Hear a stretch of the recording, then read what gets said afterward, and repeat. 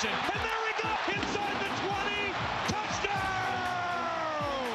296 yards for Adrian Peterson, the greatest rushing performance in the history of the National Football League. Now, from Los Angeles, it's Alone with Rome. Welcome back. My guest is a rookie running back for the Minnesota Vikings. Of course, last Sunday, he set an NFL single-game rushing record with 296 yards on the ground against San Diego. I'm joined by Adrian Peterson. Adrian, great to have you on the show. How are you? I'm fine, man. Thanks for having me. It is great to have you. You had the single greatest day in the history of that league on the ground, and you did it in only your 8th game. Has the whole thing even sunk in yet? Oh, yeah, definitely. You know, it done sunk in. You know, I just look at it and know it's a blessing, you know, so I just, you know, continue to thank God. Hey, look, I know you had faith in your ability, Adrian, but did you think that you had that kind of game in you, a 296-yard rushing game? Oh, yeah, definitely. You know, I really knew anything was possible. And with the guys I got up front, that added on to that. You know, I knew anything was possible with the guys I had up front and the great effort the receivers, displayed, outside and down the field really helped me, reach that goal.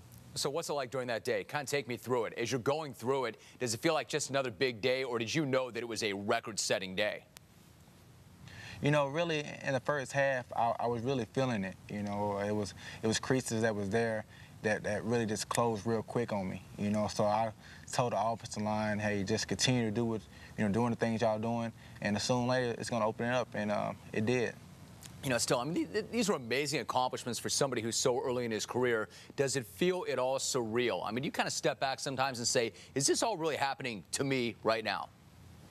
Oh, yeah, I definitely do that. You know, just sit back and think like, man, I just, broke the single game, rushing record, and different things like that. So I really just sit back and, sometimes it seems unreal. The question is, how do you keep moving now at this pace? For instance, passing game's not having a lot of success right now. You know defenses are going to key on you even more and make adjustments. Can you maintain this or do it? Oh, yeah, definitely. Just really just taking it 1 week at a time, staying focused, and just continue doing the things that, that have, brought me success. That's working hard and just making sure I'm preparing my overall game to go out there and perform on Sunday. You run hard, you run kind of high, and you're giving out a lot of punishment. So you've heard that rap, Adrian, that if they don't be careful with the way they use him, he might wear down, he might get hurt. You've heard that. Where do you come out on that? I woke up Monday morning, this past week feeling good. Had a couple nicks here and there, but I woke up feeling good. And I feel like, if I just continue just to take care of my body, getting massages and getting in that cold tub and doing the little things like that, I can, continue, to play and be healthy. That's one of those adages of sports that you can't play angry. Angry. Now, talking to you right now, you're a great guy, but when I see you hit the field, you seem like a different guy altogether. In fact, I would even say it seems like you're running angry. Are you? Oh, yeah, just stepping on the field, it's a war out there. You got, 11 guys on the other side of the ball that's coming after you, and trying to knock your head off. So it's a war. You got to get in that zone, and, you got to play with the attitude, just that you're going to leave it all on the field.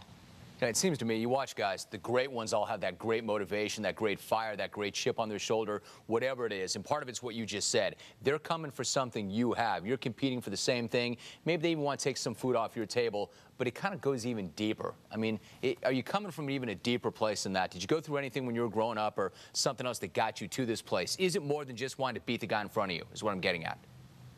Oh, yeah, definitely. It's been a long road for me.